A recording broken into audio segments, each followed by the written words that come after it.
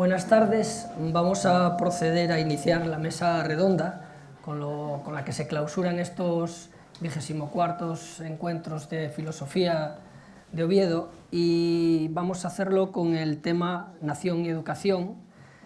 Después de todo el recorrido que se han hecho en estos 2 días, pues yo creo que prácticamente todos los temas pues han sido más o menos, con mayor o con menor profundidad, tratados, y seguramente ahora pues van a decirse cosas, a reordenarse cosas, etc., ¿no? Empezando por la extrema izquierda, tenemos aquí a Miguel Ángel Crego Navarro, a Tomás García López y a Carlos Madrid Casado, y a un servidor, que soy Marcelino Suárez. Y antes de que vayan a empezar, siguiendo este orden, primero va a hablar Carlos, a continuación va a hablar Miguel Ángel y luego Tomás, y luego haremos otra segunda vuelta y luego vamos a hacer una serie de intervenciones para que el público pueda, pues bien, hasta que nos rinda el cansancio. Pues entonces me gustaría hacer una pequeña introducción, de alguna manera justificando por qué el titular Nación Educación, ¿no? Y además me gustaría hacerla teniendo en cuenta, porque como a todos ustedes les he visto por ahí con los 3 volúmenes de Gil de Zárate, pues empezando con Gil de Zárate, que ya que lo tienen ahí, por lo menos ya pueden ir a consultar. Y entonces hay que decir que comienza Gil de Zárate el prólogo ya, hablando ya del papel de la instrucción, de la importancia de la instrucción. Y dice una cosa muy curiosa, dice en uno de los párrafos, dice, esto es una cosa que tiene que ver con la suerte general de los estados. Parece como si ya, nada más empezar en el prólogo, Gil de Zárate estuviera poniendo en relación la instrucción, la educación, con la nación, con la nación política, porque Gil de Zárate, como saben, podríamos clasificarlo en la izquierda liberal, que más tarde se transforma en derecha liberal en España. Bien, más adelante, Gil de Zárate no es inocente, al menos en el ejercicio, porque más adelante viene a decir lo siguiente, viene a decir que esta cuestión de la suerte general de los estados tiene mucho que ver con la agricultura, con las obras públicas, con los ejércitos, en la forma de múltiples proyectos y empresas. Es decir, que nos lo está remitiendo a las capas basal, cortical, es decir, que la educación no es algo sustantivo, que solo ocurra en la escuela, como decía Jesús Palacio, la cuestión escolar, sino que es algo que tiene que ver con los estados, y que de alguna manera esta educación de los individuos tiene que ir hacia los individuos, pero después tiene que volver hacia los estados. Hasta tal punto que acaba más o menos el prólogo diciendo lo siguiente, dice, la reorganización de la enseñanza, dice en estos volúmenes, dice, tenía que ser completa, como había sido la reorganización política.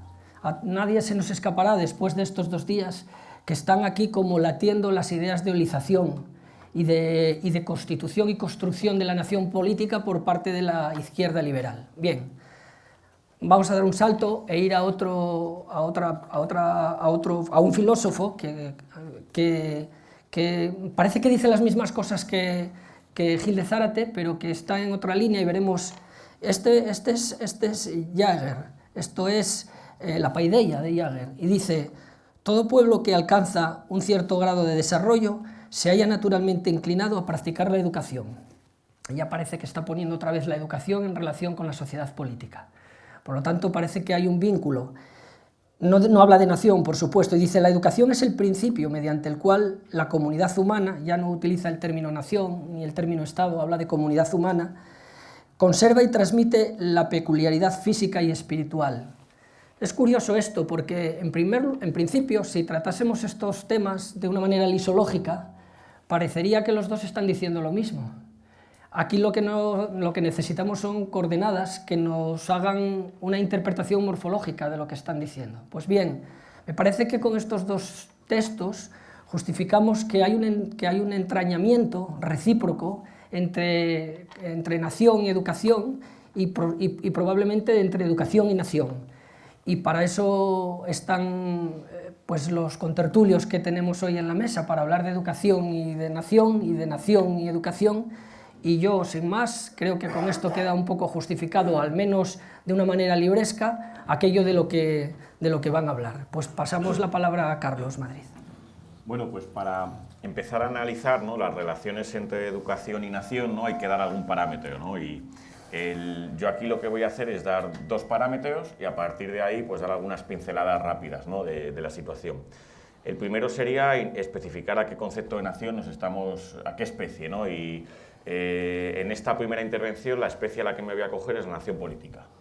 Luego hablaremos, y me figuro que en lo que nos cuente Tomás Aldea, y yo también hablaré de cómo se da esa intersección entre educación y nación, cuando en vez de tomar la nación política, tomamos como parámetro una nación fragmentaria o una nación secesionista. Bien, con eso dicho, tomando la nación política y educación, también hay que decir qué sociedad política tomamos de parámetro. Y yo voy a tomar la que en principio sería la originaria en esto, la que atiende a la primera generación de izquierdas, ¿no? Ya que me ha tocado estos encuentros en el afrancesado, pues voy a tomar como segundo parámetro Francia. Y lo que voy a hacer es dar unas pequeñas notas de cómo se plantea la educación nacional durante la Revolución Francesa.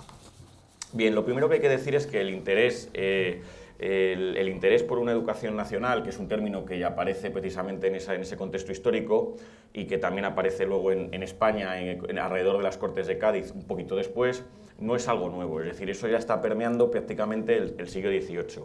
¿Por qué? Pues por un interés que a lo largo del siglo XVIII, durante lo que se llama, mal llamado a veces la Ilustración, ¿no?, se va viendo que de igual manera que se intentan favorecer las ciencias útiles, interesa una educación sobre todo al pueblo más analfabeto. ¿Pues para qué? Pues para favorecer, dicho en nuestros términos, la eutaxia de la sociedad política. Entonces, ese tipo de búsqueda es una búsqueda que con el lisado que empiezan a producir los revolucionarios franceses del antiguo régimen, pues sale a la palestra. En la asamblea, los primeros que lo van a traer a colación, que sacan a la importancia del tema educativo, pues ya son Talleyrand y el conde de Mirabeau. Pero si aquí tengo que citar algún hito, uno de esos primeros hitos sería, sin duda alguna, el informe sobre la organización general de la instrucción pública que presenta Condorcet. Este informe, de 1792, es muy interesante por varias cuestiones, ¿no? La primera es que el contexto es que la educación, que siempre había estado supeditada al trono y al altar, básicamente a lo que serían las escuelas religiosas, con la llegada de la revolución esas escuelas religiosas se han cerrado. Y efectivamente hay que dar una educación a los niños y a los adolescentes, ¿no? Y también, por supuesto, una educación superior. La idea que tiene Condorcet es la educación, arrancarla totalmente de las garras del antiguo régimen, del trono y el altar, y dársela, como si dijéramos, su organización a la Academia de Ciencias, a los sabios. Su propuesta es una propuesta de educación, en principio independiente del control estatal, más ligada sobre todo a los planes y proyectos de una academia de ciencias y con un cierto componente meritocrático, ¿no?, e intelectualista. Esta propuesta va a verse frenada totalmente y los revolucionarios franceses preferirán, los jacobinos sobre todo, más bien la opción que propone Lepelletier el año siguiente, en 1793. La posición de Lepelletier es, no vayamos a caer del control de la educación nacional, no debe caer del control eclesiástico para caer en la Academia de Ciencias, ¿no?, que también era visto como una élite, sino sobre todo debe estar en el control de la nación. Y aquí hay un cierto pozo ya de igualitarismo. Se trataba, según sus términos, de formar hombres. Pero claro, cuando está diciendo formar hombres, lo que está en verdad queriendo decir es formar franceses, y franceses revolucionarios, franceses jacobinos. Se trataba, ¿por qué Lepelletier apela al control del Estado, de la nación, de la educación? Precisamente él dice textualmente para regenerar la nación. Ahí estaría indicado el concepto de nación política con un concepto de nación biológica. Hay algunas ideas, estas ideas de Lepelletier pues son una constante, aparecerán en la Constitución del 93, pero también en la posterior del 95. Cuando se intente, ya digo, formar lo que sería una institución pública común a todos los ciudadanos. Ese es el sentido que se va a dar al adjetivo de pública. Bien, ¿qué se trataría? Simplificando mucho, ¿no? En estos temas a lo que se está asistiendo es otra vez a un lisado. De igual manera que según el estamento había una educación diferente o una capacidad o posibilidad de educación diferente, si se ha producido un lisado de los estamentos, la educación tiene que ser pública, es decir, común a todos esos supuestos átomos racionales que serían los ciudadanos. Se trataría de que el niño fuese formado como futuro ciudadano, que supiera leer, escribir y un mínimo, dicen textualmente, de elementos de cálculo y de moral. Claro, se trata de formar, por así decir, sujetos constituyentes, en el sentido de que sean capaces de constituir luego la constitutio de lo que sería la nación política francesa, independientemente de su extracción social o de sus recursos económicos. Esto en el fondo no era más que otra vía de la olización atómica que estaban practicando la izquierda jacobina francesa.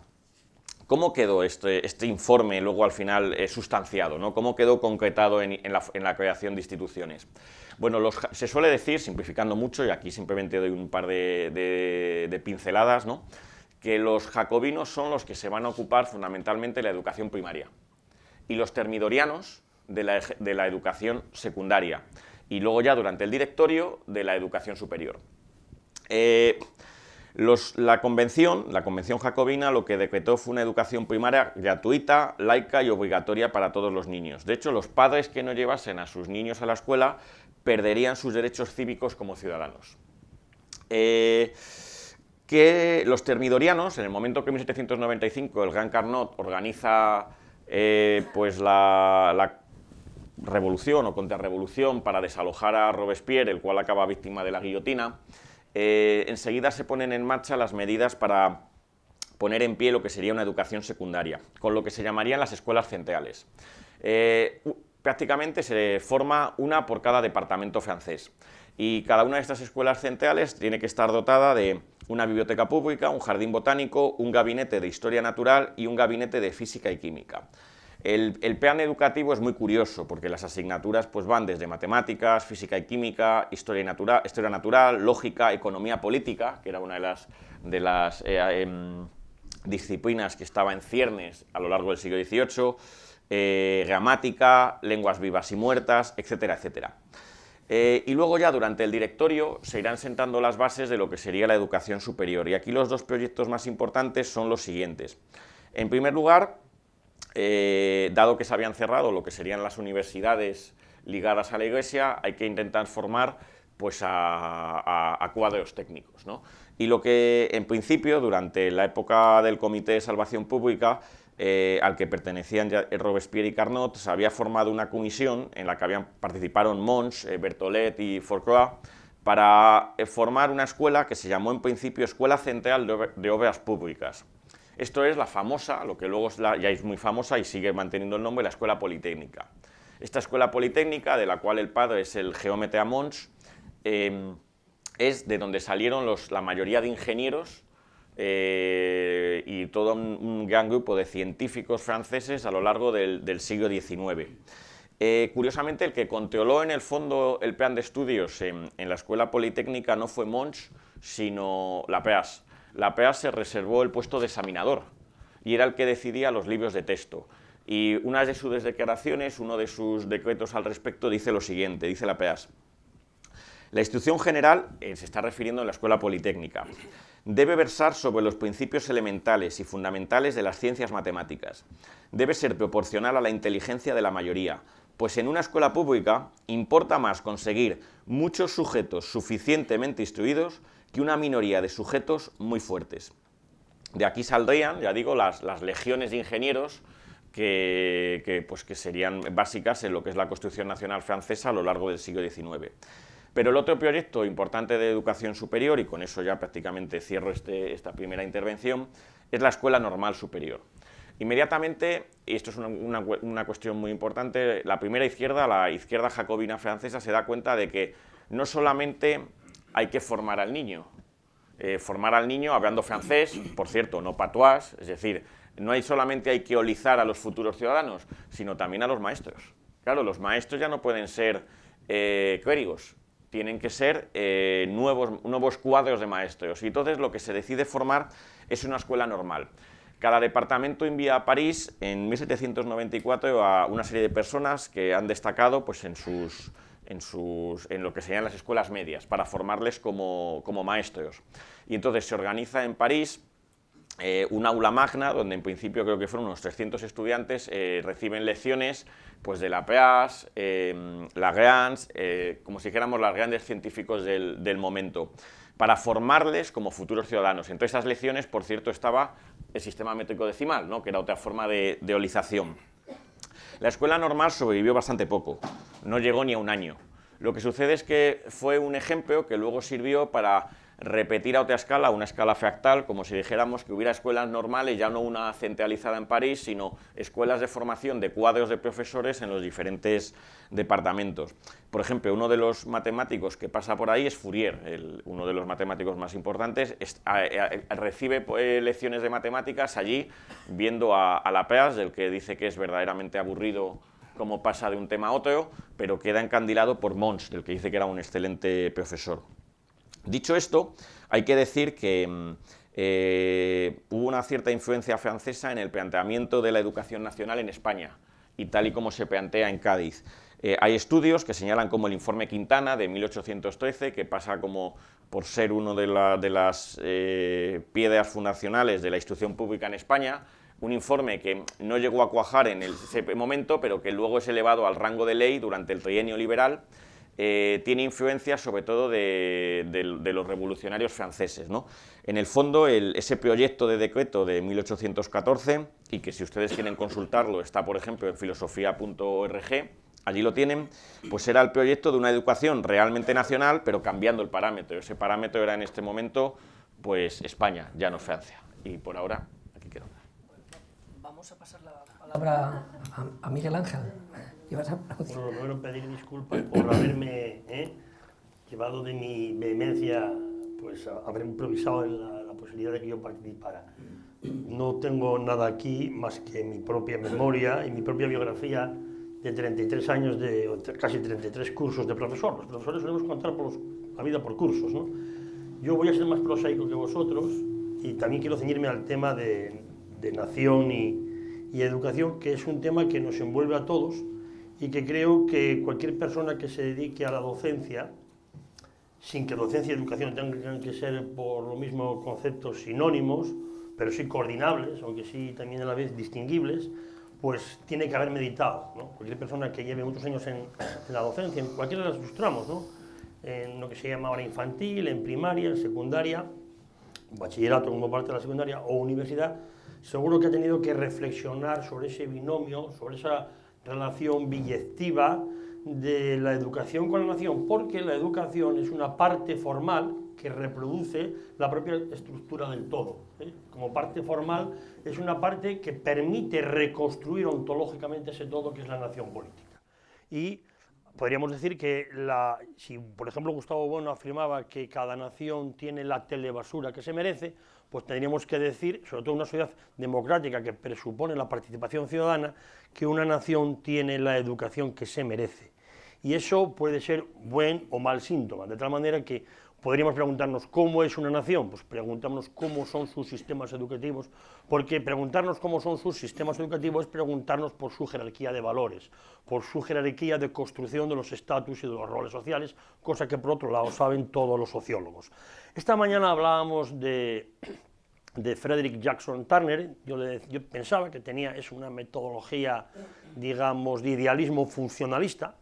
Nada se entiende del imperio americano como imperio generador, con su fase inicial depredadora, ni nada se entiende del imperio español como imperio generador, desde los tiempos de los reyes católicos, con, digamos, los viejos métodos de Kovalyov o de Struve, de base y superestructura, y todo es lucha de clases. Evidentemente, eso ya murió con el mayo del 68, como ya han muerto las distinciones entre izquierdas y derechas, aunque todos los, digamos, poderes periodísticos y poderes políticos fácticos en España siguen constantemente realimentando y alimentando esos mitologemas tan desdichados para la historia de España, cuando además se coordinan con la famosa distinción, también muy tramposa, de las famosas dos Españas machadianas. Dicho esto, quisiera afirmar que precisamente un capítulo que yo esta mañana no pude abordar, porque mi conferencia podía haber sido pues, para mucho más tiempo, abordaba precisamente Turner, cuando dice, bueno, la frontera americana acaba en 1890, ¿qué queda ahora de la frontera? y aborda un tema crucial que es el papel de la universidad en la construcción de las nuevas fronteras. Es un capítulo de 1916, o sea, justo 100 años después, cuando ya se ha puesto de largo la toma de Filipinas, la toma de Cuba, con la plena conciencia de que los americanos ya desbordan su ámbito nacional para, presenciarse en la política de las Antillas, o presenciarse en la política del Pacífico, o presenciarse en la política europea, con la ayuda de los aliados en la Primera Guerra Mundial, pues precisamente arrebatando lo que quedaba de ese pobrecito imperio español que ya estaba totalmente derruido y que tanto dio que pensar a hombres como Azorín o como Unamuno. Quisiera con esto decir que, la labor de la universidad es hacer calicatas sociales, es decir, la universidad está para extraer lo mejor de la sociedad, en base al principio de mérito, trabajo y capacidad. Si la universidad no cumple esa función, entonces no sirve para vertebrar la nación. Él habla evidentemente de la nación estadounidense, y habla de universidades populares, ya imbuido evidentemente de una concepción no solamente empirista, sino de una concepción pragmatista.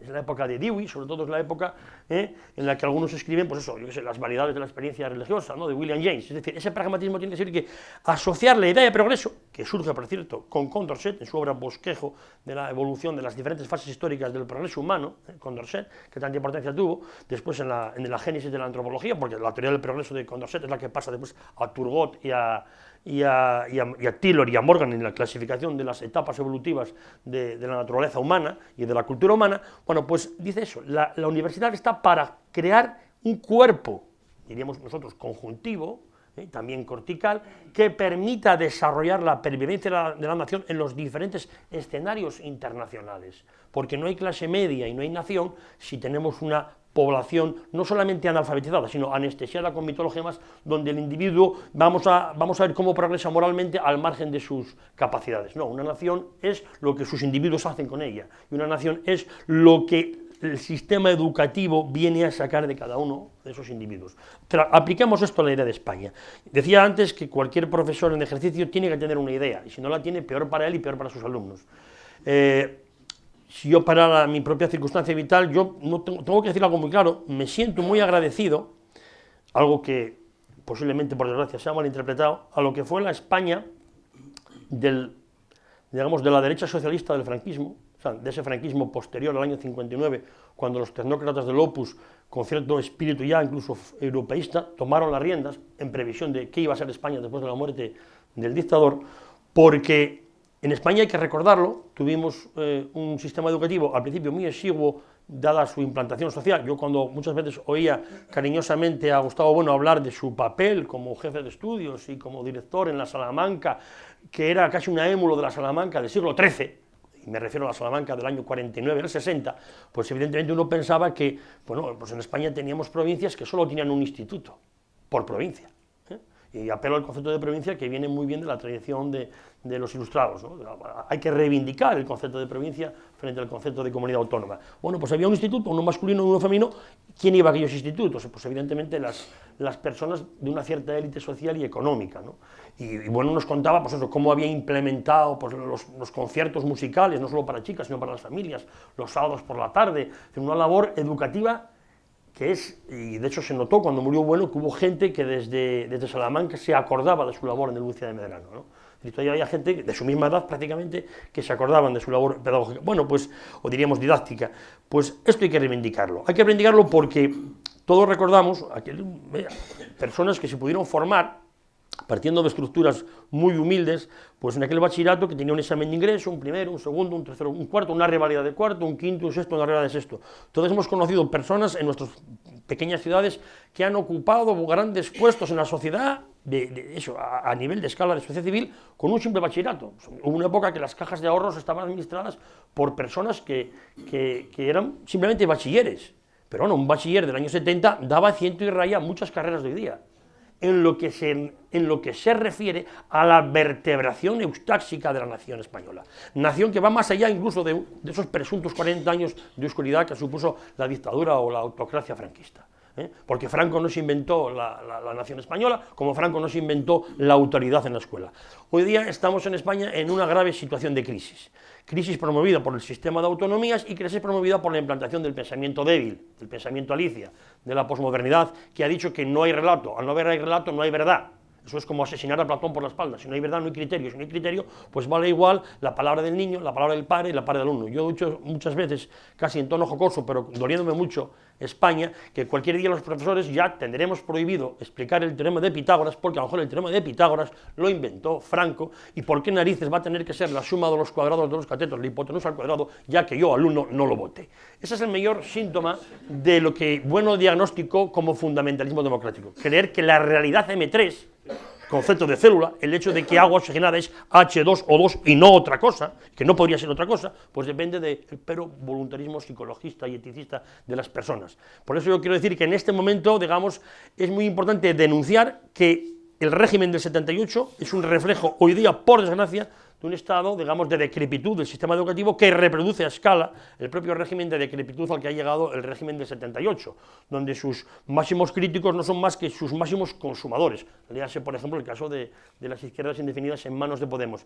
Y es muy triste tener que denunciar que ni el PSOE, ni el Partido Popular, ni, digamos, el secesionismo fraccionario han hecho nada más que rentabilizar el sistema educativo como un sistema de manipulación para la propia destrucción distásica de España. Espero que esto, a partir del día 28, tal vez pueda cambiar, seamos esperanzados.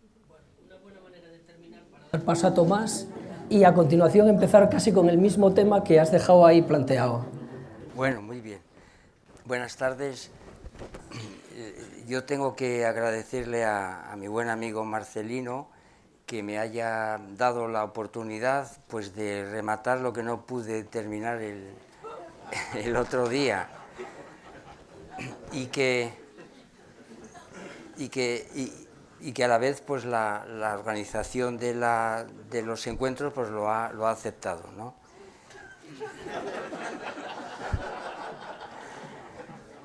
Bueno, este capítulo de agradecimientos creo que, porque yo ya daba por perdida aquella posibilidad, hombre, y entonces me lo habéis posibilitado, ¿no? Entonces, en un esfuerzo sintético, pues voy a intentar decir los 4 rasgos, la composición que hice, por supuesto con doctrinas del profesor Bueno y otros pensadores, ¿no? Bueno, en principio, el título, como saben ustedes, era Fundamentos ontológicos de la nación española, que eso es lo que desarrollamos ayer, y frente al fundamentalismo psicológico de los nacionalismos fraccionarios. Esta idea de hablar de los nacionalismos fraccionarios desde el fundamentalismo psicológico, por supuesto, es una idea que tomo de don Gustavo. Claro, esto es, en su trabajo, ensayo sobre los fundamentalismos sobre el fundamentalismo y los fundamentalismos, su lección tercera, precisamente, la dedica a fundamentalismos políticos y fundamentalismos psicológicos. Y de entre los modelos que toma de fundamentalismos psicológicos, pues 2 modelos fundamentales, es Boone y Dilthey. Yo tengo que remarcar aquí una de las facetas de don Gustavo que a lo mejor no se han indicado, y es la gran destreza que él tenía para explicar historia de la filosofía, ¿eh? Es decir, que la síntesis que él hace de los grandes libros pues son absolutamente impagables, ¿no? Gracias a eso, pues luego, pues podemos meternos en esos libros y, bueno, pues circular con... Pues esto es lo que hace con Boone. Vamos a dejar a Dilthey, esto es lo que hace con Boone, ¿verdad? Entonces Boone tiene 2 obras centrales, que es Principios de Filosofía y Grundis der Psychologie, es decir, los fundamentos de la psicología, y don Gustavo nos lo expone en 2 hojas, pues de una forma admirable, ¿no? ¿Qué tiene esto que ver con lo que quiero decir? Lo siguiente, precisamente Boone, en ese libro de los Principios de Filosofía, pues trata de ofrecernos, ¿verdad?, una clasificación de las ciencias, todas ellas con fundamento psicológico.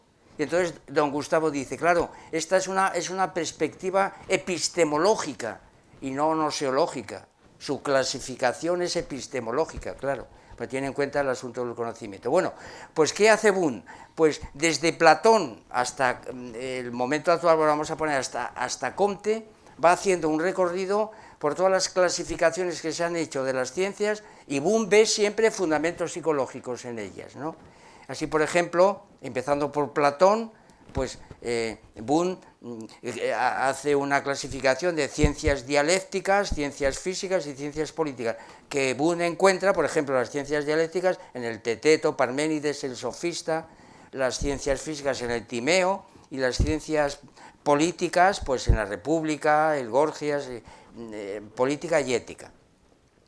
¿En qué consiste el fundamentalismo psicológico? Pues que a juicio de Boone, lo que hace Platón es considerar que estos conjuntos de ciencias, que de alguna manera podemos encontrar en esta agrupación de los diálogos, pues se fundan en facultades o potencias del alma. O sea que ahí está el asunto. Bueno, no sigo, pero sin embargo sí que una de las clasificaciones que tiene muy en cuenta Boone y también don Gustavo es la clasificación que hace Francis Bacon de las ciencias, con el mismo enfoque, ¿no? Y entonces, como saben ustedes, pues Francis Bacon hace también una clasificación en 3 grupos, y el fundamento psicológico es clarísimo. Por ejemplo, habla de ciencias del entendimiento, la física, la teleología, podríamos decir biología, la antropología. Luego habla de ciencias de la imaginación, la poética, la poesía, la literatura. Para Francis Bacon es una ciencia, esto vamos a tenerlo en cuenta. Y también la teología. Y luego estarían, atención, las ciencias de la memoria, y es la historia. Esto ya lo vamos a retomar para nuestro asunto de los nacionalismos fragmentarios. Muy bien, entonces, ¿a dónde llega a parar don Gustavo? Pues precisamente desde este modelo, el de Boone, pues remata el asunto diciendo lo siguiente: no podemos entrar aquí en el análisis de los artificios de semejantes sistemas de las ciencias, tan solo nos referiremos a la conclusión de Boone sobre la psicología. El objeto propio de la psicología no debe ser determinado por hipótesis metafísicas que uno pueda aventurar acerca de la relación entre cuerpo y alma, sino que debe fundarse en los hechos, y estos hechos son los de la conciencia humana. El sentimiento, imaginación, nuestros efectos y voliciones y los actos que de ellos provienen. Y entonces subraya don Gustavo. Subrayamos finalmente cómo en el sistema de Wundt la politología queda fundada en la psicología.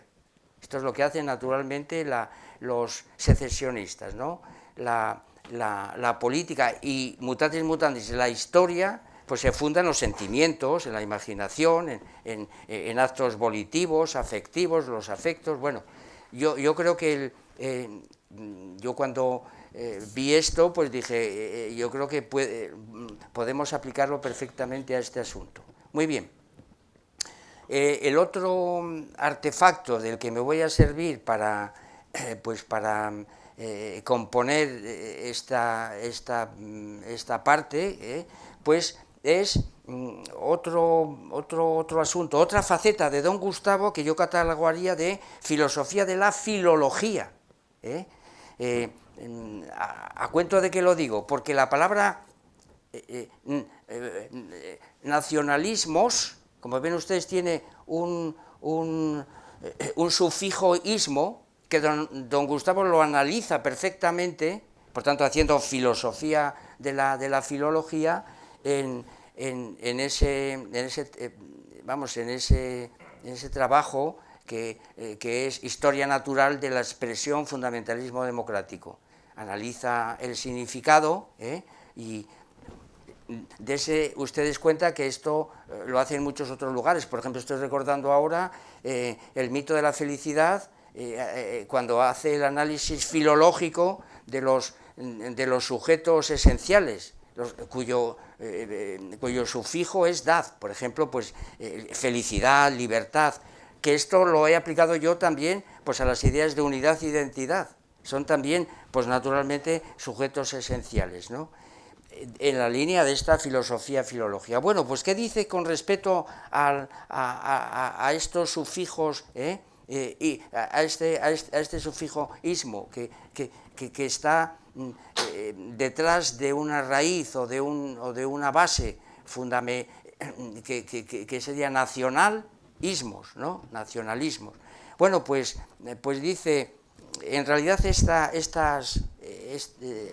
estos términos son ideas formadas con una raíz, como hemos dicho, nacional, y un núcleo constituyente procedente de campos categoriales. En este caso el campo categorial pues sería el de la política, claro. En ideas que representan, y aquí es donde vamos a parar, modos de ser, que lo sitúa él digamos en la dimensión alfa, y modos de hacer.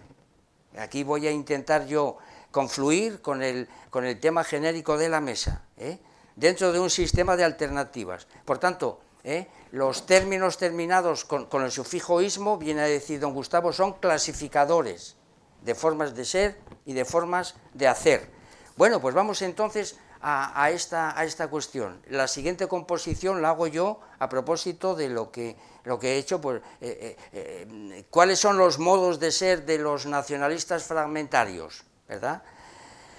Pues son componentes que son naturalmente de carácter, pues podríamos decir, psicológico, ¿no? Empezamos por la falsa conciencia. Es decir, una característica propia de un nacionalista fragmentario es la falsa conciencia. Es un término marxista, saben ustedes, que Marx lo utiliza precisamente para referirse a esa situación según la cual pues, se quieren justificar cosas que son injustificables. En el caso que nos ocupa, por ejemplo, pues la justificación de las ficciones históricas, etcétera, eso sería pues falsa conciencia, ¿verdad? El otro componente propio de los modos de ser de un nacionalista fragmentario es la mala fe. Esta es la doctrina de Sartre, la mauvaise foi, ¿no? Es decir, la mala fe que supone tergiversaciones y que nos lleva pues naturalmente a enfrentamientos psicológicos, etcétera, ¿no? Y luego finalmente la tercera figura, podríamos decir, o el tercer componente de los modos de ser de los nacionalistas fragmentarios es la conciencia desventurada, que es una doctrina hegeliana. Aquí se ha tocado hace muy poco, ¿verdad? Tanto en la fenomenología del espíritu como en la estética, pues Hegel pues hace un desarrollo de esta doctrina, ¿verdad? Y entonces la conciencia desventurada pues es un momento depravado de la conciencia. Se ha dicho esta tarde, pues ya no vamos a insistir más, ¿verdad?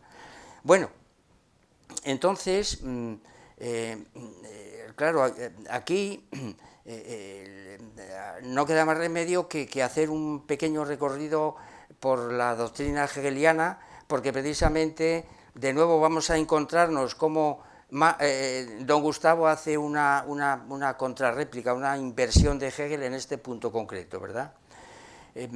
Vamos a ver, la conciencia desventurada de Hegel pues supone, por ejemplo, pues notas como las siguientes, ¿no? Es decir, esto lo he sacado yo de la fenomenología del espíritu, es la ley del corazón y el desvarío de la infatuación.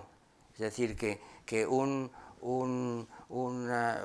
desventurado pues es fatuo, viene a decir Hegel, ¿no? Y lo explica de la siguiente manera: lo que en verdad es la necesidad de la autoconciencia es lo que ella es para su nueva figura, en la que es ella misma como lo necesario.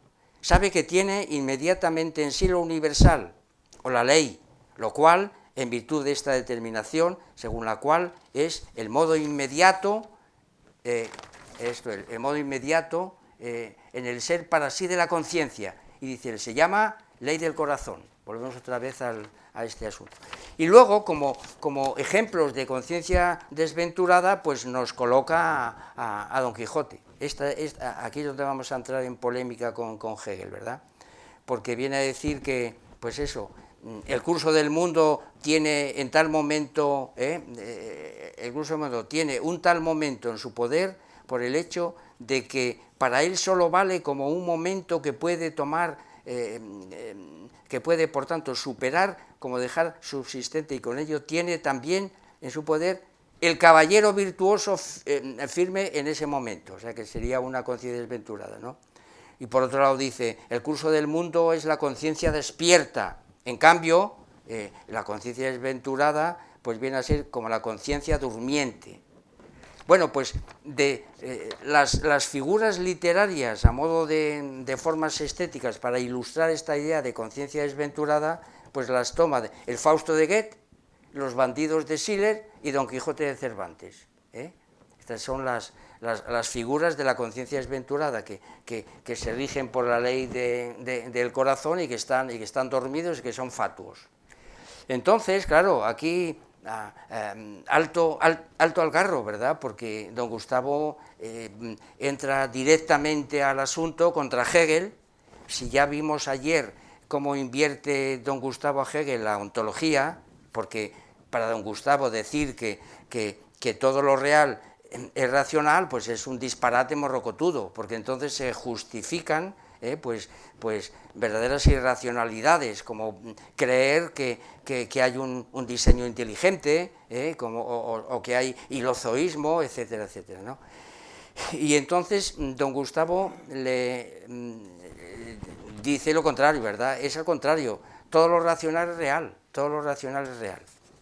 Me había olvidado decir anteriormente, claro, que la idea esta de fundamentalismo psicológico a la que vamos a ir, hace una clasificación don Gustavo muy agudo, cruzando los géneros de materialidad M1, M2 y M3 y los ejes del espacio antropológico. Sencillamente, ¿cómo catalogaríamos los fundamentalismos, podríamos decir, psicológicos, ¿verdad? Pues cruzando es M2 y por otro lado pues el eje circular, ¿no? Ahí ya tenemos es un detalle que se me había escapado y que me parece fundamental. Pues vamos al grano, y el grano es lo que dice don Gustavo respecto a Don Quijote. Como saben ustedes, España no es un mito, se termina con un final glorioso que es Don Quijote, espejo de la nación española. Y entonces, pues don Gustavo dice lo siguiente, pero esto no significa que Cervantes haya querido ofrecer un escenario referido a la España de su presente, un presente que estará comprendido, si mantenemos nuestra hipótesis, en un círculo de 100 años de diámetro, que podría ir desde 1616, año de la muerte, año de su muerte, a 1516, año en el que murió Fernando el Católico. El punto central de este diámetro se encuentra muy próximo a 1575, y dice don Gustavo, la fecha, claro está, de la batalla de Lepanto, en la que Cervantes, con 24 años de edad, estuvo gloriosamente presente. Cervantes no se proponía hacer una crónica del presente, en el que suponemos ha situado su escenario. Desde su presente, por supuesto, Cervantes emplaza un escenario cuya referencia es España, pero no propiamente la España de la Edad Media, como pensó Hegel cuando interpretaba a Don Quijote como símbolo de su transición de la época feudal a la época moderna. Don Quijote recorre una península ya unificada, sin fronteras interiores entre los reinos cristianos, y aún más, sin fronteras, y aún más sin fronteras interiores con los reinos moros. La España de Don Quijote, la España que Don Quijote recorre es posterior a la toma de Granada, 1492, por los reyes católicos. Este es el escenario literario del Quijote. Vamos que, como ven, cómo rectifica a Hegel, vamos, es un... Bueno, entonces, pues dicho esto, ahora vamos a hacer esa confluencia, y vamos a hablar de los modos de hacer. Bueno, claro, naturalmente, ejemplos claros de falsa conciencia, para que no se escape, aunque ya quería pues tenemos ejemplos claros de nacionalistas fraccionarios, ¿no? Por eso lo dije antes, para que no se me escapara, que serían el ejemplo de Pau Claris, Conciencia desventurada donde la haya, que intentó, bueno, que proclamó la independencia de Cataluña para ponerse al servicio de Luis XIII, pero que esto en el año 1641, pero que esa salida de España y unificación con Francia pues duró hasta 1652. Fue una cosa efímera y por tanto absolutamente desventurada, ¿no? La otra figura o el otro ejemplo pues sería todos los que celebran la fiesta del 11 de septiembre de 1714, que es una auténtica tergiversación de la historia de España, es falsificar la historia de un enfrentamiento entre imperios, naturalmente,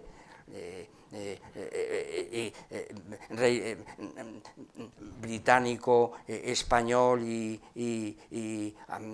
austríaco, eso, y España en medio, claro, naturalmente, pues en una guerra de secesión, no, es una guerra de sucesión al trono español, y esto lo dice don Gustavo con muchísima claridad, que unos y otros pues proclaman, están en nombre de España, y entonces la celebración de esa batalla o de esos conflictos, pues naturalmente supone una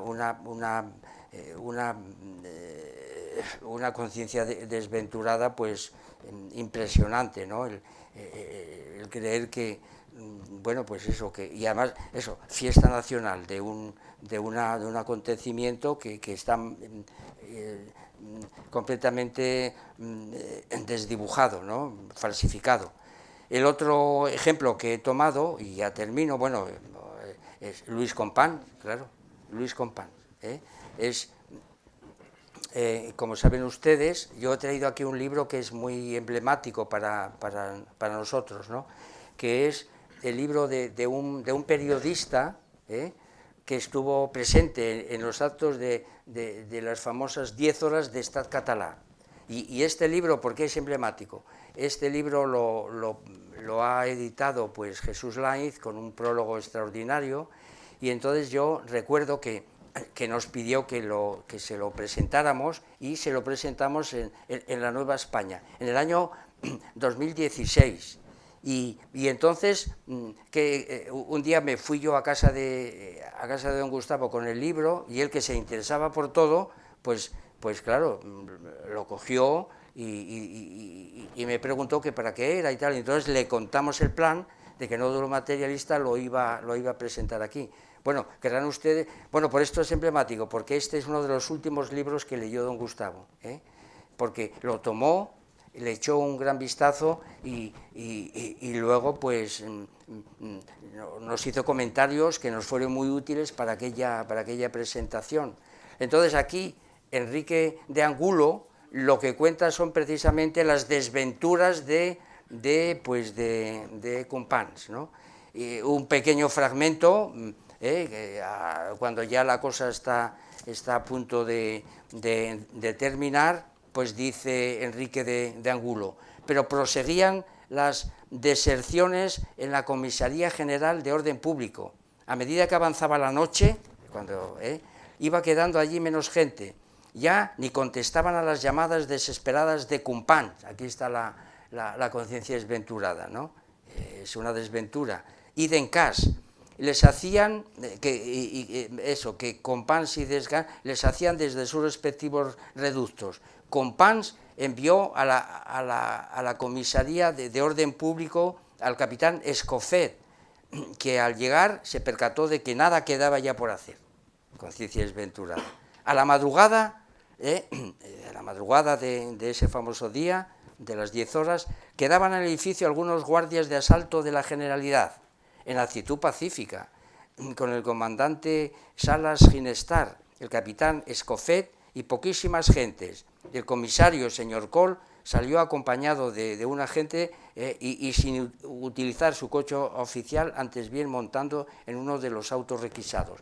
Es decir, que hicieron mutis por el foro, es decir, no supieron enfrentarse, es decir, acabaron como verdaderas gallinas, vamos, en una palabra, este es el asunto, ¿no?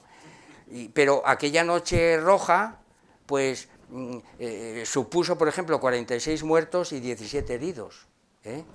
Bueno, fíjense, trasladar esto a nuestra situación actual. Es decir, una actitud, podríamos decir, muy decidida en relación a Cataluña, pues podría provocar algún muerto. Y entonces yo recuerdo que esto nos lo comentaba don Gustavo por activa y por pasiva, decía, eso sería lo último que podría ocurrir, porque los países nórdicos reconocen a Cataluña la independencia y estamos perdidos. Y por eso, por tanto, los gobernantes tienen que ser muy prudentes y no tomar medidas excesivamente duras. Esta es la doctrina de don Gustavo. Y entonces por eso él pues apoyaba pues aquellos grupos que podían garantizar un poco esto. Vamos, esto lo digo porque como yo lo he vivido, lo hemos hablado tantísimo, hasta el año 2016, esto lo mantuvo él hasta el año 2016, así de claro, así de claro. Y entonces termino. El siguiente episodio pues son los Puigdemont y Torra, con esa proclamación de la República, ¿verdad? Bueno, pues los modos de hacer, y con ello terminamos, que son de carácter beta operatorio, ¿no? Pues, bueno, claro, naturalmente, estos componentes que he llamado yo, pues, falsa conciencia, mala fe y conciencia desventurada, pues genera miserias terciogenéricas y miserias segundogenéricas. Miserias terciogenéricas, desconocimiento de la historia, falsificación de la historia, eso es una miseria terciogenérica. Y miserias segundogenéricas, porque la mala fe lleva, pues eso, al rencor, al odio, etcétera, etcétera, ¿no? Bueno, pues modos de hacer, y con ello entonces terminamos. Bueno, que conste también que antes de esto, ¿no?, que estos movimientos secesionistas pues tienen un fulcro de verdad, que consiste precisamente en lo que hemos reconocido aquí como holización anatómica. Es decir, que España pues tiene un conjunto de partes anatómicas y algunas de ellas pues naturalmente quieren desvincularse del organismo. La cuestión es si existen fuerzas externas que lo posibiliten. Este es el problema, a mi juicio, grave, que de alguna manera pues se tiene que evitar, porque si no, el reconocimiento es un hecho por parte de algunos estados que nos odian, sencillamente, pues los países nórdicos, bueno, yo qué sé, decía don Gustavo, por ejemplo, Dinamarca, Finlandia, bueno, todos estos países nos pueden, protestantes además, ¿no? Bueno, pues bien, entonces, pues dicho esto, ¿cuáles serían los modos de hacer beta operatorio? Por supuesto, la falsificación de la historia, la confección de historias ficticias, y este resultado, estos contenidos, ¿verdad?, meterlos en los planes de estudio, pues los planes de estudio de Cataluña contienen precisamente todas estas falsificaciones, estas confecciones, y a eso lo llaman educación, instrucción. Si a esto unimos pues la inmersión lingüística y la normalización del catalán, pues estamos naturalmente en una situación que no hay por dónde cogerlo, ¿verdad? Y bueno, pues esto sería así de una forma muy atropellada lo que tengo yo lo que tenía que decir en esta primera situación. Pues muy bien, porque resulta que sin quererlo, pues salió la cosa más o menos como se había pensado, porque planteábamos una parte en la que la variable dependiente era la educación y la variable independiente era la nación, de tal manera que habría que ver el tándem nación-educación partiendo desde la nación, esa nación que se queda constituida por la acción de las izquierdas y las derechas en su juego dialéctico. Lo que ocurre que en el proceso, pues Miguel Ángel acaba con esa vuelta que va desde la educación hacia la nación, donde ahora la variable independiente es la nación y la educación, y la variable dependiente es la nación. Y Tomás casi lo ha rematado porque ha visto cómo esa nación empieza a tomar modulaciones o coloraciones diferentes en virtud de lo que se hace desde la educación. Y por lo tanto, pues ahora es el momento para que Carlos coja otra vez la batuta y luego ya seguimos con más acordes y armónicos en esta melodía. El parámetro que voy a dar es fundamentalmente, ahora ya sí, el presente, la España de hoy, la España de nuestro presente. Y lo primero que hay que empezar diciendo es que la educación es un problema, por así decir, político, aparte de filosófico, no solo ya porque esté circunscrito al Ministerio de Educación y Ciencia o Ministerio de Instrucción Nacional, etcétera, etcétera, sino por otras razones que son ya filosóficas, ¿no? El hecho, como muchas veces hemos señalado aquí, pues por ejemplo por Joaquín Robles, que la escuela es un fractal de la sociedad política. Y por muchas cuestiones, entre ellas yo voy a señalar una. Uno podría decir que la política no tiene nada que ver, pues, por ejemplo, con la enseñanza de las matemáticas, de la física, de la química, pero alto ahí. ¿En qué lengua se está enseñando matemáticas? Se está enseñando física y química. Luego ahí ya empieza a tener algo que ver. Y claro, si nos vamos en vez de a ese plano alfa, a un plano beta, nos vamos a la historia, a la filosofía, pues muchísimo más. Pues por ejemplo en historia, ¿hacemos una historia centrada en España o centrada, pues como nos decía hace un rato Vicente Chuliá, en los países catalans? ¿O cómo llamamos a octubre del 34? ¿O cómo llamamos al 36? Quiero decir que ahí ya hay un montón de cuestiones involucradas. A mi juicio, y tomando como partido, porque aquí hay que tomar partido, y tomo partido pues, por el barco en el que estoy, que es España, como nación política, es en el que estamos. Pues hay que decir rápidamente cuáles serían las amenazas para la instrucción pública, remarco lo de pública porque es el componente fundamental, ¿no? Para la defensa de la nación política española, que uno puede en nuestro presente encontrar. Y esas amenazas yo las voy a clasificar muy rápidamente y de una manera muy sui generis de dos formas, en dos grandes grupos. Amenazas materiales y amenazas formales. Amenazas materiales, ¿cuáles serían? ¿Cuáles podríamos señalar? Pues a mi juicio, en las amenazas materiales han venido alimentadas por la dejación sobre todo de ciertos partidos políticos de izquierdas. Y tienen que ver con el auge que ha experimentado sobre todo desde la transición, ¿no? Pero por ejemplo, Sánchez Tortosa, en su libro El culto pedagógico, sostiene que ya estaba en la ley Villar-Palasí, en la Ley General de Educación del 70, con el auge de la pedagogía, de las ciencias de la educación. Estas supuestas ciencias de la educación, que como muchas veces he analizado y hay artículos al respecto en el Catoboepas de Joaquín Robles, no es más que un sombreado verbal. ¿En qué sentido? El niño que calcula mal, pues porque no se sabe las tablas de multiplicar, lo que tiene es discalculia. El que tiene faltas de ortografía, pues porque lee poco, no presta atención, no memoriza las reglas, pues es disortografía. Y el niño que viene a recibir la instrucción pública, pues sin la más mínima educación de su casa, no le han enseñado que tiene que sentarse, que tiene que aguantar una hora sentado, que no puede ir al baño cuando le apetece, sino que tiene que aguantar el esfínter, pues ese niño tiene trastorno por déficit de atención, ¿no? Cuestiones que ha estudiado Marino Pérez, pero que a día de hoy sería cuestión de estudiar cómo ese trastorno pues parece que va exponencialmente, ¿no? Y cada vez hasta llegar al porcentaje de clases, como ayer comentaba aquí Sergio Vicente, que es que el 80% de los niños son enfermos. Entonces, cuestiones verdaderamente surrealistas, ¿no? Entonces, ¿qué ha sucedido con la pedagogía? Estas son cuestiones que han señalado en su día Joaquín Robles y luego después Tortosa. Pues se ha producido un giro copernicano, en el cual el centro de la educación ya no es el profesor, sino que es el alumno. Es el alumno en el cual se ha convertido en el centro de la educación. ¿De qué manera? Pues aparte de que la nueva pedagogía ha procedido a un vaciamiento de los contenidos, quedándote todo en una especie de formalismo pedagógico, en el cual de lo que se trata es más bien pues, de tener al alumno entretenido, ¿no? Hasta llegar a una especie de educación asistencial que canoniza la LOCSE. La LOCSE aumenta la edad obligatoria.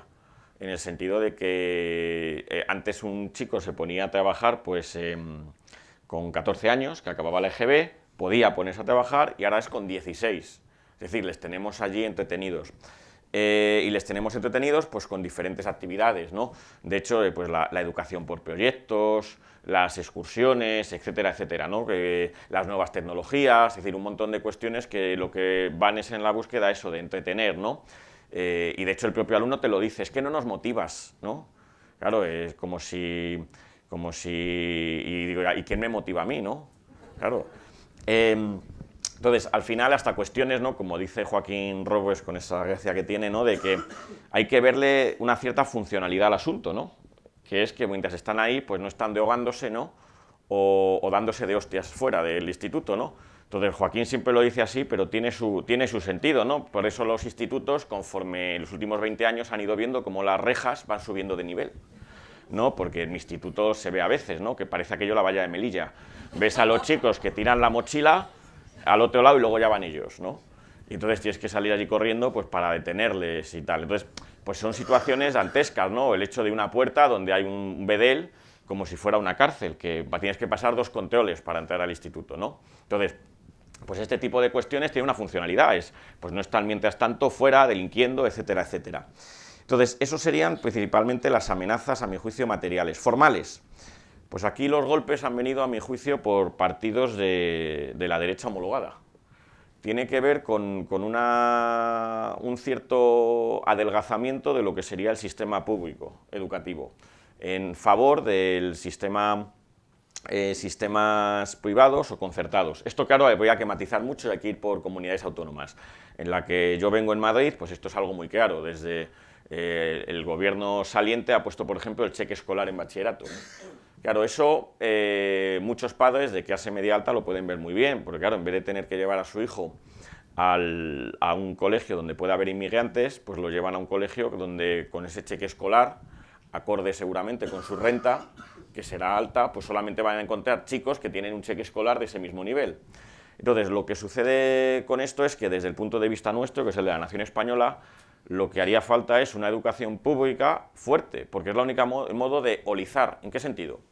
Pues que el chico que sea hijo de una familia de una extracción social baja o con pocos recursos económicos, es la escuela donde tiene que encontrar un clima de trabajo y de exigencia duro. ¿Por qué? Para que le sirva a la escuela de ascensor social, para que pueda salir de ese entorno. Eso es precisamente lo que consiguió el franquismo a partir, como ha dicho Miguel Ángel, a partir de los años 50-60. Pues eso, que alguien que estudiaba un bachillerato fuerte empezaba de botones en una sucursal de Caja Madrid y acababa de director, o alguien que era hijo de campesinos, estudiaba, ese es su caso familiar, estudiaba con una beca en Salamanca, acababa haciendo una carrera de ingeniero y acababa trabajando de director técnico en una empresa. Es decir, cuestiones que a día de hoy son totalmente impensables. Es decir, esa movilidad social a día de hoy ha desaparecido totalmente. Claro, aquí hay otro problema además. Aparte de este problema en el que sería en defensa de formar una clase media efectiva, de una verdadera olización en unas partes anatómicas de ciudadanos españoles, el otro problema que tiene que ver en ese trilema que he señalado, ¿no? De pública, privada, concertada, tiene que ver con el nacionalismo fragmentario, ¿no? Cuestiones que ha sacado ya a la arena Tomás. ¿En qué sentido? Pues porque no se nos olvide que el semillero del nacionalismo fragmentario vasco y catalán es la escuela concertada y privada, fundamentalmente. Es decir, estas son cosas que, por ejemplo, Xavier Pericay tiene informes y tal, y es constante. CiU, uno de los grandes apoyos que tenía en Cataluña era la escuela concertada. Claro, ¿ligada a qué? Pues a cierto olor a incienso, al trono y al altar. Sobre todo porque el concierto viene dado por la inmersión lingüística. Es decir, ¿qué escuelas tienen concierto en el País Vasco y en Cataluña? Aquellas que practican la inmersión lingüística acorde con los principios del gobierno vasco o del gobierno catalán. Por poner algunos ejemplos, ¿no? Entonces, lo que quiero decir es que, a mi juicio, la única enseñanza susceptible de ser centralizada, tomando como parámetro la nación política española, es la instrucción pública, el sistema público de educación. Y esto es algo que, por desgracia, no todos los partidos políticos españolistas ven. ¿no? Y esto es una cuestión que hay que repetir, ¿no? Para que se enteren, ¿no? De la importancia de esto, ¿no? Frente a cuestiones que tienen que ver con defender una supuesta libertad de los padres, ¿no? Que ya es una cuestión muy peliaguda, porque claro, el que es secesionista llevará a sus hijos a una escuela secesionista y repetiremos el modelo, o el que es islámico, pues a una escuela islámica, y el gitano, pues en casa, ¿no? Porque ¿para qué le va a llevar, ¿no? Entonces, claro, hay que forzar, el Estado, la nación, tiene que producir ese lisado, aunque sea doloroso para algunas familias. Y los chicos tienen que ver en la escuela, que es un fractal de la sociedad política, un choque de ideologías que no sean simplemente la misma monista que ven en casa, ¿no? Que generalmente ven. Entonces, para que ustedes vean cómo está el patio, en Cataluña, por ejemplo, uno de los objetos de la primaria marcados por la generalidad es reconocer la señera como bandera nacional y símbolo de Cataluña. Entonces, si ustedes se cogen el reciente informe que ha publicado, un informe la Asociación por la Escuela Bilingüe Catalana, es un informe que se llama, está en PDF en internet, se puede buscar fácilmente, es informe sobre la instrumentalización nacionalista del sistema educativo en Cataluña. Claro, es muy interesante por los datos que da, pero luego el planteamiento, el punto de vista del análisis, a mi juicio, es erróneo, y con eso ya acabaré. Se dan muchísimos datos, ¿no? Como desde la selección de directores, que a día de hoy, con las reformas que hizo educativas el PSOE, antes era el claustro de profesores el que elegía al director, a día de hoy es una cosa que viene prácticamente impuesta desde arriba por la administración. Esto hace, claro, que en Cataluña los directores sean nacionalistas, básicamente. Pero desde las AMPAs, los sindicatos de profesores, etcétera, etcétera, pues se favoreció, por ejemplo, todo lo que ha tenido que ver con el 1 de octubre, pues han funcionado muchas veces como agitadores. Y si uno mira los libros, el material didáctico, pues no se puede extrañar de nada. Hay, por ejemplo, es muy gracioso los libros que edita Prisa de historia, porque saca una edición para el resto de España y otra para Cataluña. Y en la de Cataluña, si uno mira los gráficos de países, cuando hace comparaciones aparecen Francia, Alemania, etcétera, etcétera, allí aparece España, pero también aparece Cataluña. Entonces, aparecen separados. Entonces, o cuando se habla, por ejemplo, de 1714, como ha comentado Tomás, se habla de la derrota catalana, como si fuera Cataluña el sujeto político. O en el libro de tercero de la ESO de Ciencias Sociales de Anaya, se habla de los símbolos nacionales, de la diada y del himno, pero del himno catalán, no del himno español. Esta es la cuestión.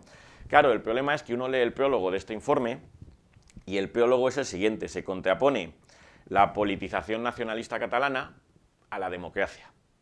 Y claro, ya estamos en las mismas. Fundamentalismo democrático. ¿A qué democracia se están refiriendo? ¿A la ONU? ¿A la democracia cuál? Nunca dan el parámetro, y ese es el problema que hay fundamentalmente. Y esto es, como decía Gustavo Bueno, ¿no? La perspectiva pues sistemáticamente orillada, que el conflicto no es de Cataluña contra la democracia, es de Cataluña contra el resto de España. Es decir, lo que se está atentando es contra la nación española, y entonces el conflicto, ya digo, no es contra una democracia en abstracto general que no existe, sino precisamente contra la democracia española. Y entonces, ¿qué cabe esperar? Bueno, pues cabe esperar poco, ¿no? Aquí sería cuestión de coger el lema de Spinoza, ¿no? De nec espe nec metu, ¿no? Sin esperanza y sin miedo, dar la batalla y hasta que el cuerpo aguante. Y me gustaría acabar, ¿no? Que, pues simplemente como una posibilidad de futuro, ¿no? Ojalá algún partido político tomase en cuenta estas cuestiones, ¿no? Esta perspectiva, como decía don Gustavo, sistemáticamente orillada, la de la educación para la ciudadanía española, no otra, y de tal manera que cuando un profesor entrase el primer día en clase pudiera decir lo que Sócrates a Menón, ¿no? Pero parafraseando, y le dijera al alumno: ¿eres español? ¿Hablas español? Y a partir de ahí ya comenzase la enseñanza.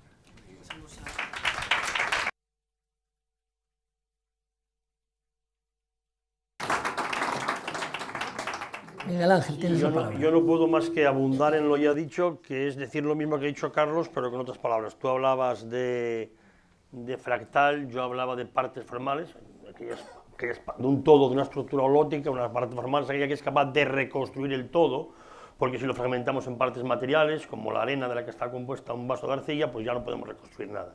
Y evidentemente la educación es uno de los parámetros básicos, tan descuidado por otra parte en España, que determinan el propio orden de esa propia sociedad y su propia eutaxia. Es decir, que esto es un tema esencial.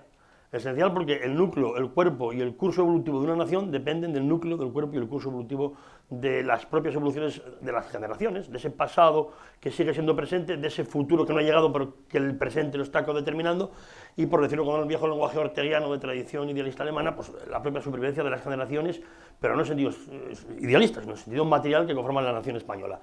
Y por enlazar un poco con lo que antes comentó Tomás, la lectura que hizo Tomás de la fenomenología del espíritu, ciertamente, la figura de la conciencia desdichada, hay que recordar como una época en España que cualquier profesor de universidad, o cualquier profesor que quería, digamos, tener predicamento en la universidad, tenía tarde o temprano que enfrentarse con el monstruo de Hegel, ¿no? Eso le pasó a algunas feministas españolas que no vamos a citar para que no se ofendan, y recuerdo un famoso libro, no recuerdo ahora si es de Escotado o de Eugenio Trías, que era Figuras de la conciencia desdichada.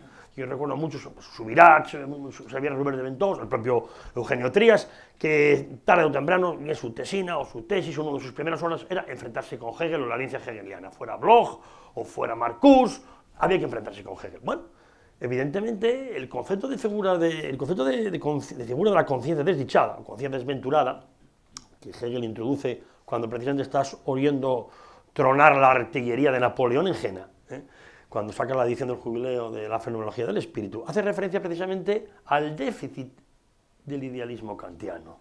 Es decir, Hegel, que ha entendido a Kant, que lo ha leído justamente cuando Kant ya comienza a ser famoso, poco antes de que enfermara de Alzheimer y muriera, pues entiende, bueno, Hegel, que estaba en el Steve de Tubinga, y Hölderlin y su amigo Schelling, que Schelling vivió más tiempo y después tuvo una etapa, como muy bien demostró Fernando Lorenzo, materialista, un materialismo positivista, como él desarrolla en la última orilla. Hegel se da cuenta de que la historia no se construye desde la moral, porque hay un hiato ontológico, como muy bien ve en Antígona. Antígona precisamente es la figura que encarna lo universal en lo particular, precisamente por su condición de mujer, que quiere enterrar por igual a su hermano cobarde o a su hermano valiente, a Polinices y Sotecles, porque apela a la ley de la sangre. Esa ley de la sangre es lo que ahora llamamos derechos humanos. Es decir, el mundo, como si solamente estuviera constituido por relaciones éticas, como una relación de noviazgo. Y eso se lo explico a los alumnos. Tú tienes compañeros. Lo que une a unos trabajadores en un sindicato no es que sean amigos, es que tienen una dialéctica interna frente al empresario. Después, sí, claro, si surge un noviazgo en un instituto, pues eso ya es un vínculo ético de otro tipo. Y más si hay pues, una sintonía, digamos, emocional, etológica, sexual. Pero es que hoy día, todos los que legislan en España viven desde la plataforma del eticismo, no de la eticidad kantiana, no de la eticidad hegeliana, porque la eticidad precisamente es tomar conciencia de que una nación es algo mucho más que unos meros sentimientos morales, sino que implica, pues eso, conformar un programa, unos proyectos. Bueno, esto quien lo vio de alguna manera fue Fichte en los discursos de la nación alemana, ¿no? Que evidentemente, porque evidentemente aquí llamamos nacionalismo a pretender que no sea nación lo que es nación. Es que defender España no es ser nacionalista, es simplemente ser patriota, porque España existe. Lo demás son partes de un todo. Es como cuando se habla, bueno, la enseñanza está para integrar. Claro, evidentemente el que maneja el concepto de integrar posiblemente no sabe la distinción entre una integral por partes y no integral que no lo es. ¿Qué es integrar, por ejemplo, a la etnia gitana? Determinar que el proceso educativo no genere sobre ellos ningún tipo de coerción y que sigan siendo lo que han sido hasta el día de hoy.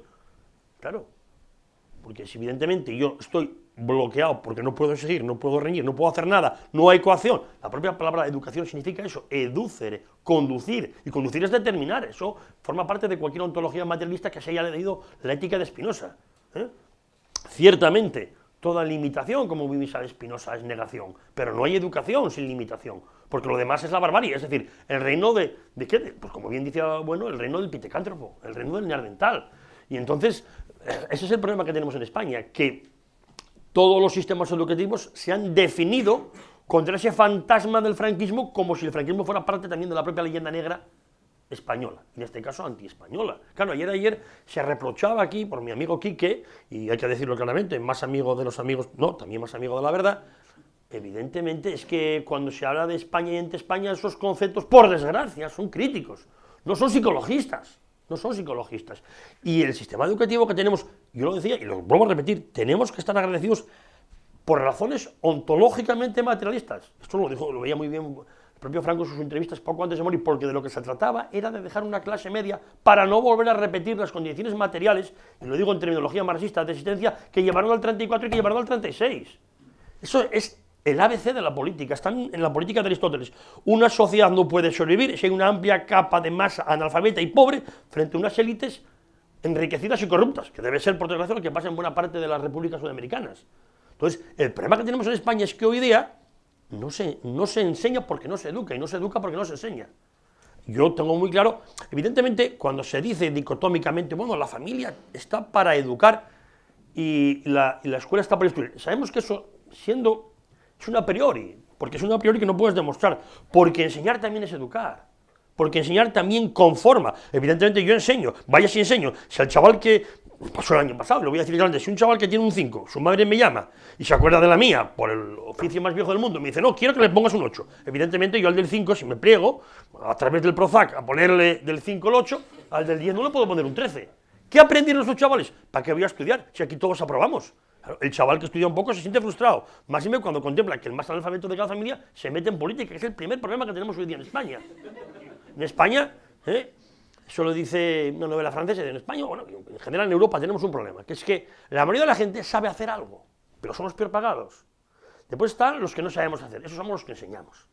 Pero ojo, que después vienen los que no saben ni enseñar, y es evidentemente son los que enseñan y mandan. No hay más que ver los TPRs, la cantidad de sindicatos y de políticos que son desertores de la tiza, traidores a su propia condición. Y son los que te dicen cómo tienes que hacer lo que ellos no saben hacer. Y por último está el que no sabe hacer nada de nada. Y ese evidentemente es el presidente de gobierno.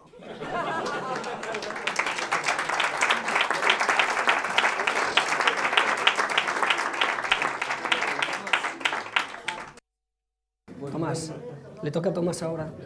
Bien. Muy breve, porque antes me pasé del tiempo. Sí que me gustaría, en este apartado cabe la posibilidad de una pregunta que puede sonar a una cierta réplica, dirigida a Carlos Madrid, ¿no? que es una pregunta porque yo lo ignoro, ¿eh? Entonces, vamos a ver, tú habías implicado en el proceso secesionista desde el punto de vista de la educación a la enseñanza privada, fundamentalmente por un argumento que me parece sólido, ¿eh?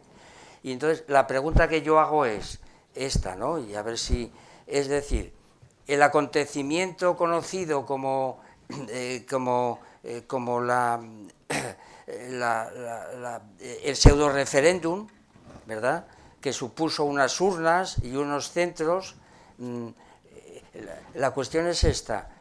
Yo, por lo que vi, por las imágenes que vi a través de la televisión formal, pues yo veía institutos y veía colegios que dependían naturalmente de la consejería, que controlaban todos esos centros, ¿no? Y incluso se sabe el caso de alguna directora que se enfrentó al asunto y tuvo que salir por piernas, ¿no? ¿Esto qué quiere decir? Bueno, la pregunta es, ¿algún colegio religioso aceptó instalar sus urnas allí? Esta es la cuestión, ¿eh? Porque los institutos y los colegios públicos realmente sirvieron de plataforma para ese pseudo referéndum. Bueno, esto por un lado. Si quieres contestas, sí. Pues muy bien, muy bien. Efectivamente, lo que comentas, claro, la por así decir, de los institutos públicos corresponde a la Generalidad, que es la que tiene el derecho de disponer de ese espacio, no de los colegios concertados ni de los colegios privados. Ahora bien, el cáncer se ha extendido tanto que efectivamente, Tomás, eso, el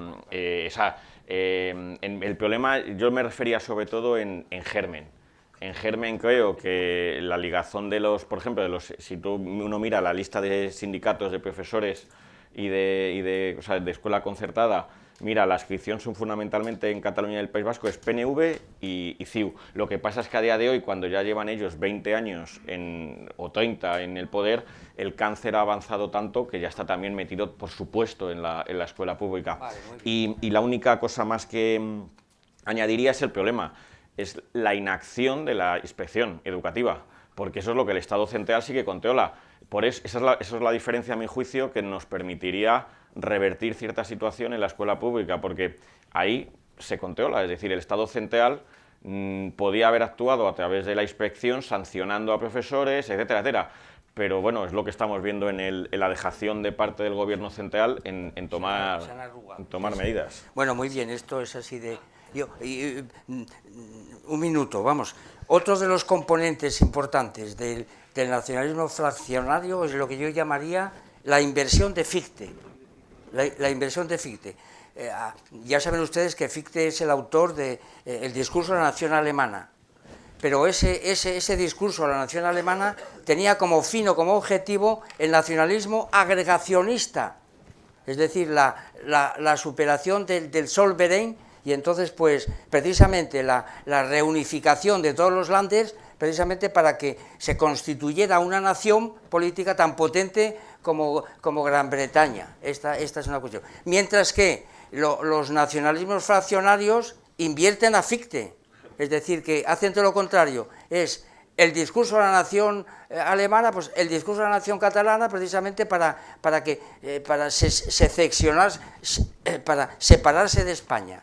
Y entonces, el final de todo de esta breve intervención, me gustaría terminar solemnemente con lo que yo catalogaría de el himno de estos encuentros, que es el texto de don Gustavo, parte del cual leyó Vicente y leí yo ayer, y me parece que pondríamos broche de oro con este fragmento. Ah, vale. Pues entonces para los... Sí, no, simplemente quería comentar lo siguiente. No hay un buen moderador de mesa que cuando tenga que desdecirse no sepa desdecirse. Entonces yo voy a desdecirme, dije, va a haber un coloquio, pero es que está la tortillina caliente y no me gustaría marchar sin decir algunas cosas que no comentaron ellos y que es la siguiente, que efectivamente hay aquí una serie de líneas que desde la educación inciden pues desatando los nudos de la nación, pero creo que nos olvidamos de decir una línea, y esa línea es Europa, la línea Europa. Porque esa línea desata los nudos de la nación también desde arriba, de alguna manera, desde instituciones supraestatales. Y esa línea de Europa entronca muy bien con una nematología, que es la nematología orteguiana. Y quería, de alguna manera, pues eso, cerrar esto,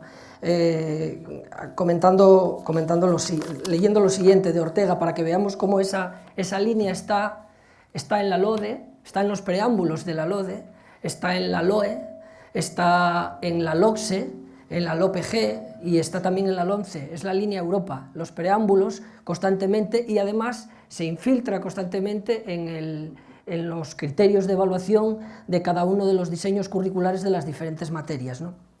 Y es la línea que en 1910 Ortega decía en uno de los artículos que tiene que ver con la pedagogía social, y él decía que la solución de España era la pedagogía, en este artículo concreto, y que un pueblo es una escuela de humanidad, y que esta tradición que nos propone Europa, por eso es el camino del dolor de la alegría que tenemos que recorrer.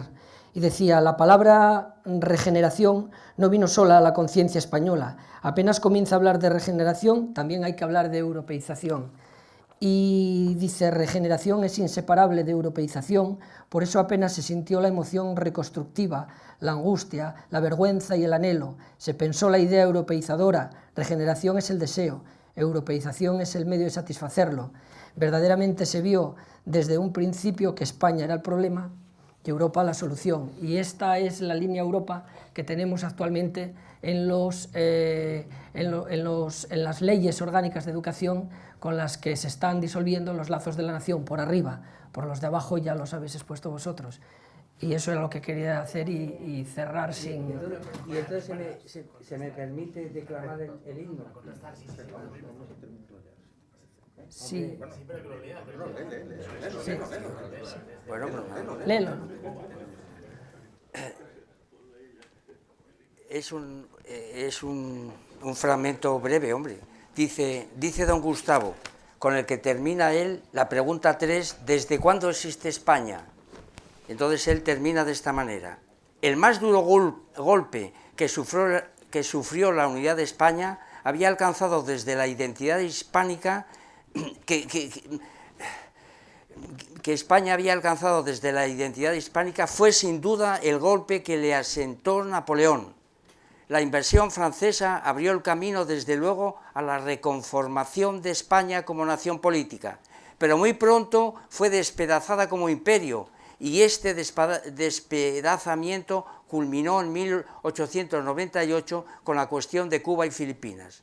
A partir de esta fecha comenzarán a tomar forma política en serio los movimientos secesionistas en la península.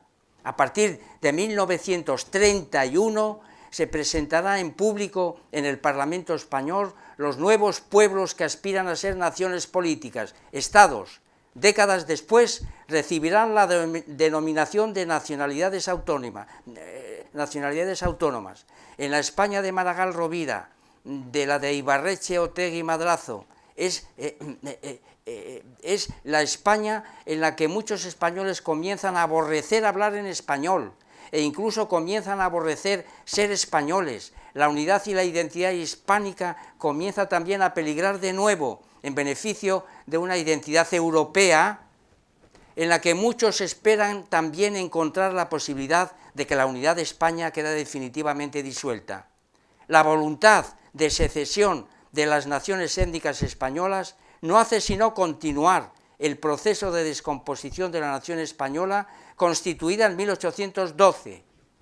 Las ratas abandonan el barco cuando creen percibir que comienza a zozobrar.